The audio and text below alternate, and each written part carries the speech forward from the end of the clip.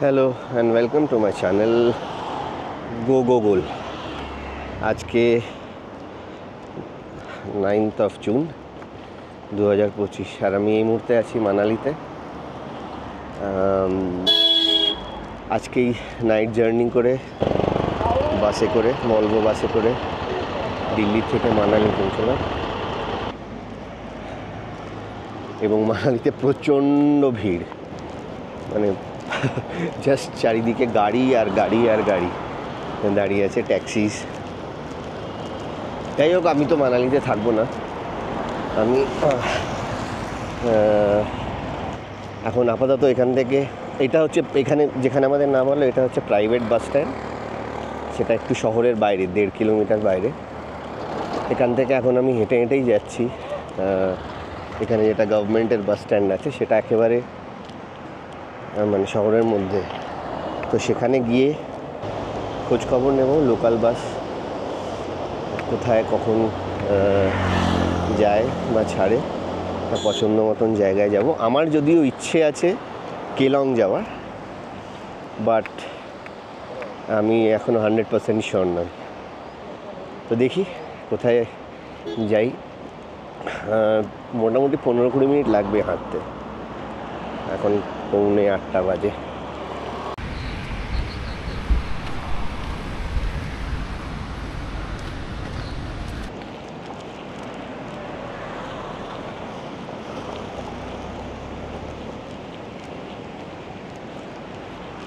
এবারে মানালি ঢুকে গেছি। হ্যাঁ, লে 477 কেলংটা লে রুটেই পড়বে।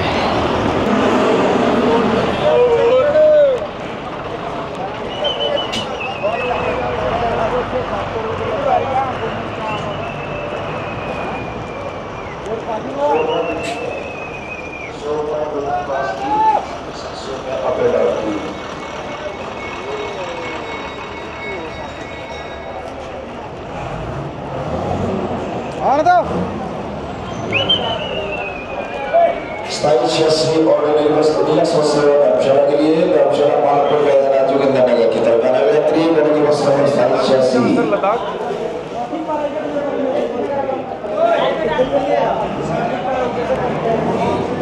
এখানে জিজ্ঞেস করি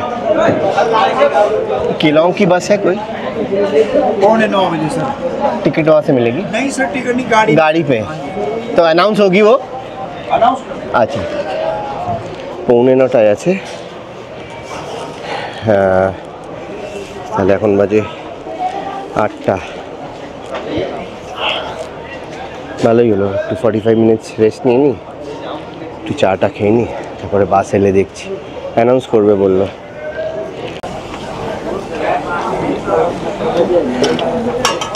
পরোটা পাওয়া যাবে, চাও পাওয়া যাবে। नामटा जिस को पराठा कितने का है? 40 रुपये सर। 40 रुपये। একটা খেলেই লাঞ্চ অবধি একেবারে।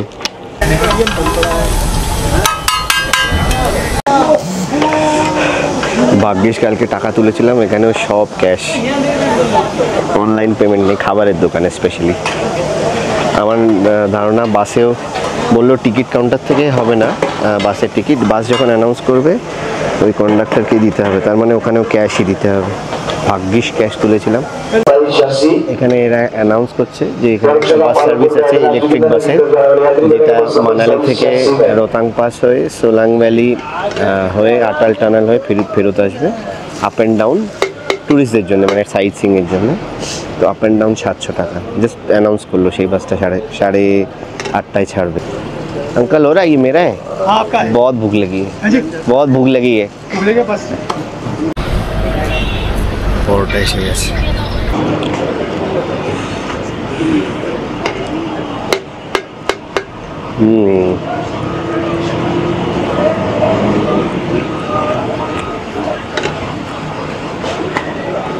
Very nice.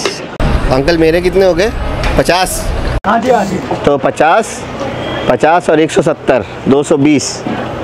অ্যাকচুয়ালি এখানে কি হয়েছে, এখন এই সামনে এখানে ভাইরাই ক্যাশ আনেনি, ইউপিআইয়ের ভরসায় এসছে এবং এখানে সব দোকানে ক্যাশ চলে, তাই আমি বললাম আমাকে ইউপিআইতে দিয়ে দাও, আমি তোমাদের টাকা দিয়ে দিচ্ছি।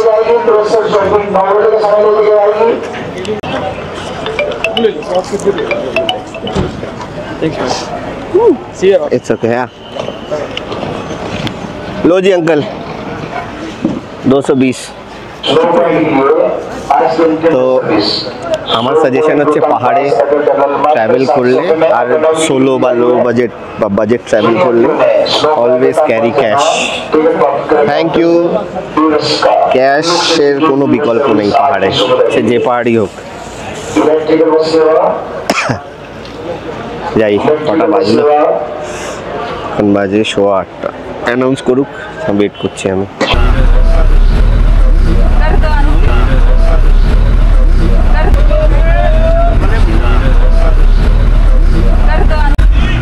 বাসটা কুল্লু থেকে আসছে, তাই পুরোটাই ভর্তি। এরকম অবস্থা কলকাতা বাসের মতো। যাকে হোপফুলি রাস্তায় যেতে যেতে ফাঁকা হয়ে যাবে, কিন্তু আমি মাঝখানের একটা জায়গা পেয়ে গেছি, সামনেটা ক্লিয়ার আছে।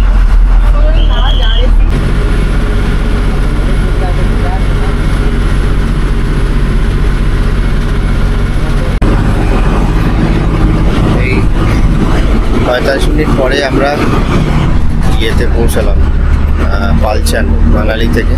এই অবধি প্রচণ্ড ভিড় ছিল, এখান থেকে রাস্তাটা আলাদা হয়ে গেছে, মানে একটা রাস্তা চলে গেছে রোহতাংয়ের দিকে। মোস্টলি ওই রোহতাংয়ের সাইট সিইং করতে লোকজন যাচ্ছে, সেই ভিড়টাই ছিল।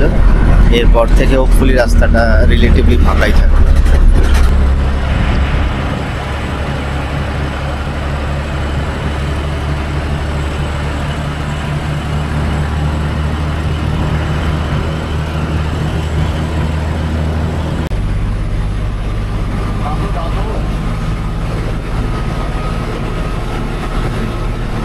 ফাইনালি আটাল টানেলের আগে বাসটা অনেকটা ফাঁকা হয়ে গেছে এবং ঠিক সামনে সিট পেয়ে গেছে। বাবা পায়ে ব্যথা করছে, পিছনে কল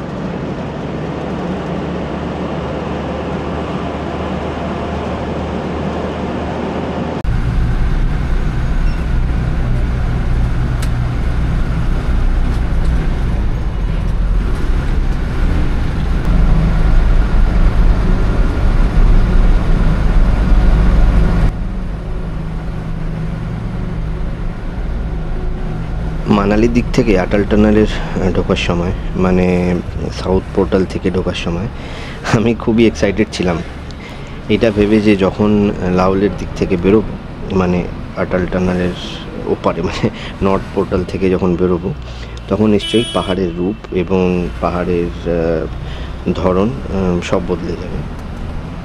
আর ঠিক তাই হলো, সেটাই দেখছি। মানে 14 মিনিট আর 9 কিলোমিটারের আটাল টানেল পেরোনোর পর যখন নর্থ পোর্টাল দিয়ে এই যে এখন বেরোচ্ছি, তখন দেখছি যে যদিও নর্থ পোর্টাল আর সাউথ পোর্টালের অল্টিটিউড কিন্তু একই, ওই মোটামুটি 3100 মিটার, বাট অল্টিটিউড এক হওয়ার সত্ত্বেও লাউলের দিকটা কত বেশি রুক্ষ সেটা দেখছি আমি। হ্যাঁ, অবভিয়াসলি এটা লাদাখের মতন মানে একদম সম্পূর্ণভাবে গাছপালাহীন নয়, অল্প একটু সবুজ সবুজ ভাব আছে, সবুজের আস্তরণ রয়েছে, আর গাছপালাও রয়েছে কিছু। বাট সেটা যদি আমি বিয়াস ভ্যালি মানে মানালির দিক থেকে কম্পেয়ার করি, মানে সেটা প্রায় কিছুই না।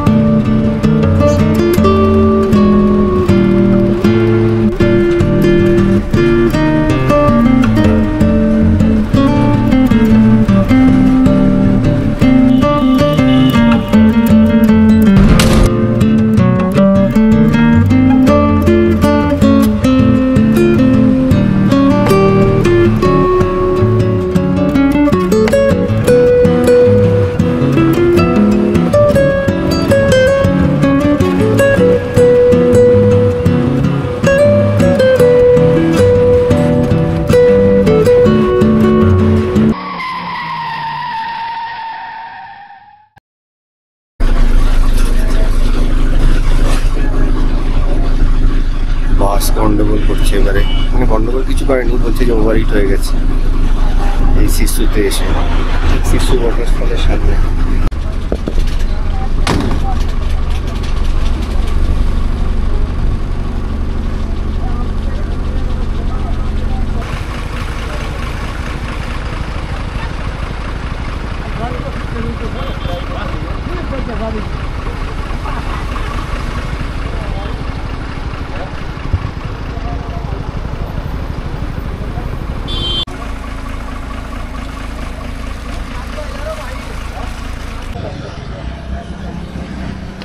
দশ 15 মিনিট হয়ে গেছে আমাদের বাস দাঁড়িয়ে আছে এখানে। তবে এই বাসটা আর যাবে না, দেহ রেখেছে, পাইপ টাইপ ফেটে গেছে। তো ওরা বললো কেলং থেকে ওরা বাস ফোন করেছিল, বাস আসবে 8 ঘন্টা 45 মিনিট হয়তো দাঁড়াতে হবে। তবে জায়গাটা দাঁড়ানোর পক্ষে মন্দ নয়, মানে সামনেই শিশু ওয়াটারফল আর এদিকে সব বরফের পাহাড় দেখা যাচ্ছে, এগুলো সব বরফের পাহাড় এখানে, আর এই যে শিশু ওয়াটারফল। নাইস, এরকম জায়গায় মানে বেছে বেছে আর কি জায়গাটায় খারাপ হয়েছে। দেখি ওয়েট করি। এখানে অনেকক্ষণ ধরে উত্তেজনা চলছে, বাস আসবে, বাস এসে গেছে, এক্ষুনি চলে আসবে। যারা এই বাসের লোকজন আছে তারা বলছে, মানে ড্রাইভার কন্ডাক্টর, হ্যাঁ তাই বাসটাকে ফাঁকা করিয়ে সবাইকে নিচেও পাঠিয়ে দিয়েছে, কিন্তু বাস আসছে না। 11টার থেকে এখন বাজে 12:10। তো আমি ভাবলাম যে আর বাইরে দাঁড়িয়ে থাকবো না, বড্ড রোদ। বাসের ভেতরে বসি, স্যাকটা বাইরে রেখে দিয়েছি। এই বলার সঙ্গে সঙ্গে বাস এসে গেছে।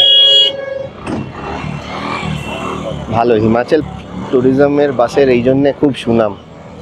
ওই ওয়েট নেই কর রা, এই ছোট ছোট জায়গা চলে গেল। আমি তো ভাবলাম যে जगह चली गई है। चलो भाई,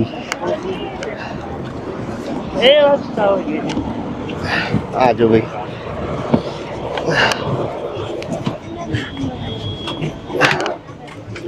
अरे यहाँ आजा पीछे। भाई जी यहाँ बैठ जाओ उधर। मैं खुद वीडियो शूट करने। वीडियो उधर नहीं आएगा ना, इधर ही आएगा। ठीक है, आप चेंज कर लेना थोड़ी देर बाद। हाँ कोई बात नहीं। পুরো কেস খেয়ে গেছি। বাসটা বললো ঘুরিয়ে দাঁড়াবে, জ্যাম লেগে গেল, তাই সবাই ছুটে ভালো ভালো সিটগুলো নিয়ে নিয়েছে। আমি ব্যাক সিটটা পেয়েছি, তা উল্টো দিকে।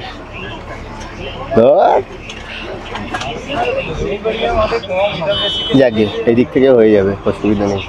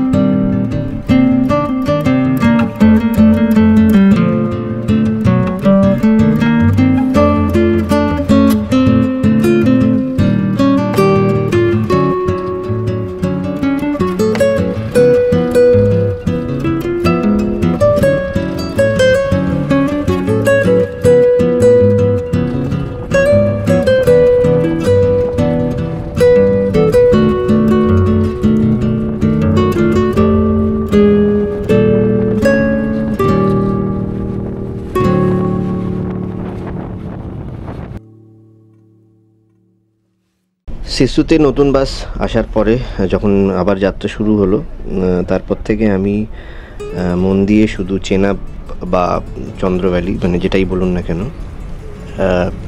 চেনাব ভ্যালির সৌন্দর্য দেখছিলাম, চারিপাশের উঁচু উঁচু পাহাড়ের, বরফওয়ালা পাহাড়ের সৌন্দর্য দেখছিলাম, আর অবভিয়াসলি মন দিয়ে ভিডিও করছিলাম জানলা দিয়ে। বাট হঠাৎ মানে একটা কথা মাথায় স্ট্রাইক করলো, তখনই মাথায় এলো, এই যে এখন এরকম একটা সুন্দর মসৃণ রাস্তা দিয়ে আমি ড্যাং ড্যাং করতে করতে যাচ্ছি খুবই সহজে, মানে উইদাউট এনি এফার্ট, কোনো ঝামেলা ছাড়া, এই যে লাওল ভ্যালি দিয়ে যাচ্ছি, এটা কিন্তু কিছু বছর আগে অবধি সম্ভব ছিল না। মানে এই যে লাওল ভ্যালি, এই জায়গাটা, এই অঞ্চলটা, এটা অটল টানেল কমপ্লিট হওয়ার আগে, মানে আই গেস অক্টোবর 2020 আগে, এটা প্রচণ্ড দুর্গম ছিল। মানে এতটাই দুর্গম ছিল যে প্রত্যেক বছর মিড নভেম্বর থেকে মিড জুন, বা এমনকি কোনো কোনো বছর হয়তো জুনের শেষ অবধি গোটা ইন্ডিয়া থেকে অ্যান্ড অবভিয়াসলি গোটা পৃথিবী থেকে লাওল ভ্যালিটা একদম বিচ্ছিন্ন থাকতো, ডিসকানেক্টেড থাকতো। ওখানে যাওয়া যেত ওই যেই সময়টা বললাম সেটা বাদ দিয়ে, মানে জুন মিড বা এন্ড থেকে নভেম্বর মিড বা এন্ড অবধি, এই 5-6 মাস। এবং এইটা করতে গেলে আমাদের অতিক্রম করতে হতো রোতাং পাস, মানে 4000 মিটারওয়ালা 13,000 ফুট উচ্চতাওয়ালা রোতাং পাস। আর এই রোতাং পাসের রাস্তা কতটা ভয়াবহ ছিল, আই গেস এখনও আছে, দুর্গম, কতটা খারাপ ছিল এটা আমরা সবাই জানি। এবং রোতাংয়ের রাস্তায় ট্রাফিক জ্যামও ততটাই মানে ভয়াবহ ছিল। মানে আফটার অল রোতাং কথাটার আক্ষরিক অর্থ হচ্ছে পাইল অফ ডেড বডিস, বা মৃতদেহের স্তূপ। তো সেই কথাটা এমনি এমনি নয়। সো এইসব কারণে মানালি থেকে কেলং যেতে প্রচুর সময় লাগতো। মানে এই জ্যাম, এই বাজে রাস্তা, এই বরফ গলা জলের রাস্তা, ভাঙাচোরা রাস্তা, সব কিছু অতিক্রম করে লাওল যেতে প্রচুর সময় লাগতো। কখনো কখনো মানে কেলং পৌঁছতে হয়তো গোটা দিন লেগে যেত। কিন্তু আজকের দিনে দাঁড়িয়ে যদি মানে ট্যুরিস্ট সিজন যদি না হয়, ট্যুরিস্ট সিজনের মারাত্মক জ্যাম না হয়, অনেকে রোতাং সাইট সিইং করতে যায়, সেসব জ্যাম যদি না হয়, তাহলে নর্মালি মানালি থেকে সিসু যেতে ওই মোটামুটি ঘন্টা দেড়েক লাগে, অ্যান্ড কেলং যেতে ওই আড়াই ঘন্টা লাগে মানালি থেকে কেলং পৌঁছতে। সো এই টানেলটার জন্যে অবভিয়াসলি লোকালসদের জীবন, তাদের কমিউনিকেশনে আকাশ পাতাল তফাৎ এসছে। বাট ট্যুরিস্টদের জন্য, ট্যুরিস্টদের ক্ষেত্রেও মানে যেটা ছিল ওয়ান অফ দ্য মোস্ট দুর্গম জায়গা, যেখানে আসতে হলে একদম মেটিকুলাসলি প্ল্যান করতে হতো, অনেক আগের থেকে ভাবতে হতো, সেই জায়গাটা এখন হয়ে গেছে one of the most easily accessible জায়গা। মানে ট্যুরিস্টরা এখন সিসু, কেলং, এমনকি মানে ওই বারালাচলা পাস, যেটা 4900 metre, I think 16,000 foot, Baralachala থেকেও ডে ট্রিপ করে আসে ফ্রম মানালি। মানে মানালি থেকে বারালাচলা ডে ট্রিপ করে আসে। এটা মানে আগেকার দিনে এটা ভাবাই যেত না। আর লাওলের উইন্টার্স, এখানকার যে স্নোফল, কতটা বরফ পড়ে আমরা সবাই জানি, এটা বিখ্যাত। হ্যাঁ, সো এই লাওলের ভয়াবহ বরফ জমাট শীতেও কিন্তু এখন খুব সহজেই আসা যায়, লোকজন আসে শীতকালে, এনজয় করে। সো হ্যাঁ, মানে লাওলটা খুব অ্যাক্সেসেবল হয়ে গেছে এবং খুব সহজে আসা যায়। সো এই কারণে এখন দেখছি সিসুর পরেও ছোট ছোট সব গ্রামে সুন্দর সুন্দর ছোট ছোট হোমস্টে হয়েছে। প্রত্যেকটা গ্রাম এবং গ্রাম থেকে যা নজারে দেখা যাচ্ছে, যা ভিউজ দেখা যাচ্ছে, মানে মারাত্মক সুন্দর, মারাত্মক। সো যে কোনো গ্রামে একটা হোমস্টেতে খুব ইজিলি থাকা যায়। সিসুতে অবভিয়াসলি একটু ভিড় আছে, ওটা লোকজন আসে মানালি থেকে, ওখানে প্রচুর অ্যাক্টিভিটিসও হয়। সো অবভিয়াসলি সিসুতে ভিড় আছে, থাকবে। বাট আমার মতন কেউ যদি নিরিবিলি পছন্দ করে, সিসুর পরে আই থিঙ্ক যে কোনো গ্রামে গুগল ম্যাপসে দেখে একটা সুন্দর হোমস্টে, ভালো হোমস্টে দেখে চুজ করে যে কোনো গ্রামে থাকা যায়। সো এই গ্রামগুলো দেখে আমারও ইচ্ছে রইল এরম কোনো একটা গ্রামে এই ট্রিপেই পরের দিকে থাকবো।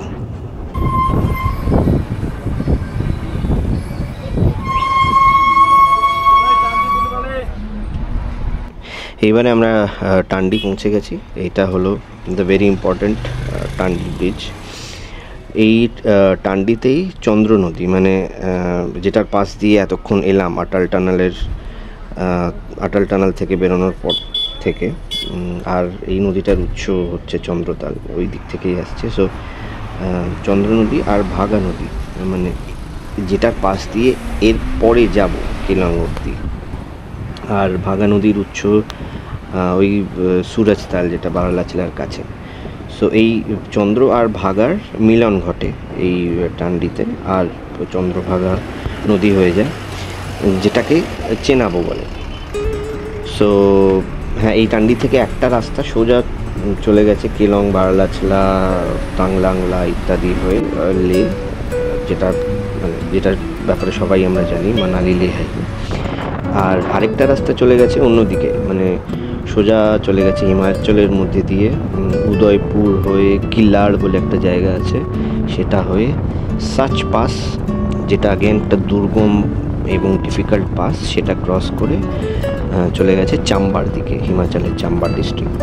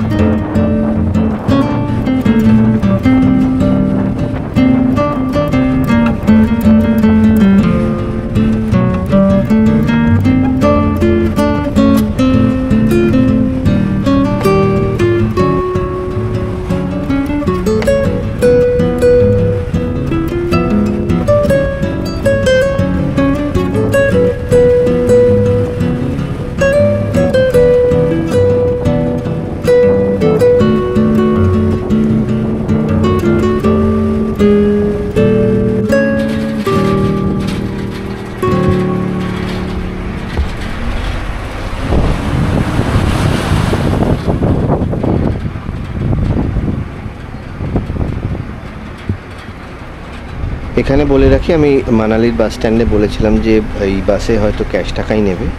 হ্যাঁ, আমি ক্যাশ টাকা দিয়েছি, বাট ওদের কাছে ক্যাশ ছাড়াও অনলাইনে টাকা নেওয়ার, মানে ইউপিআই থ্রুতে টাকা নেওয়ার ব্যবস্থা রয়েছে, সেই মেশিন রয়েছে। আমি যেহেতু ভোডাফোনের সিম ইউজ করি, সো ভোডাফোনের নেটওয়ার্ক একটু এদিক ওদিক গেলেই কোথাও আর পাওয়া যায় না। সো যথারীতি আটাল টানেল ক্রস করার পরেই, লাওলে ঢোকার পর থেকেই আমার ফোন বা নেটওয়ার্ক কাজ করছে না, কোনো নেটওয়ার্ক নেই আমার কাছে। সো আমি অনলাইন পেমেন্ট করতে পারিনি। আর এই মানালি থেকে কেলং অবধি আমার HRTC, মানে হিমাচল রোড ট্রান্সপোর্ট কর্পোরেশনের বাসে, সরকারি বাসে লাগলো 185 টাকা, 185।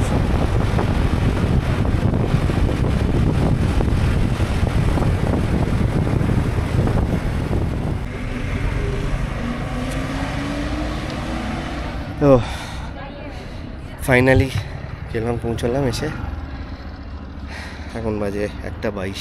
এই ভিডিওর মতন তাহলে এইটুকুই থাক, মানে মানালি থেকে কেলংয়ের বাস জার্নিটা। কেলংয়ে আমি কোথায় থাকছি, কি খাচ্ছি, কেলং জায়গাটা কীরকম, সেসব যদি এই ভিডিওতে দেখাতে যাই তাহলে ভিডিওটা অনেক লম্বা হয়ে যাবে, কারণ ভিডিওটা অলরেডি অনেক লম্বা হয়ে গেছে। সো সেই সব কিছু আমি পরের ভিডিওতে দেখাবো। থ্যাংক ইউ ফর ওয়াচিং, আর টাটা।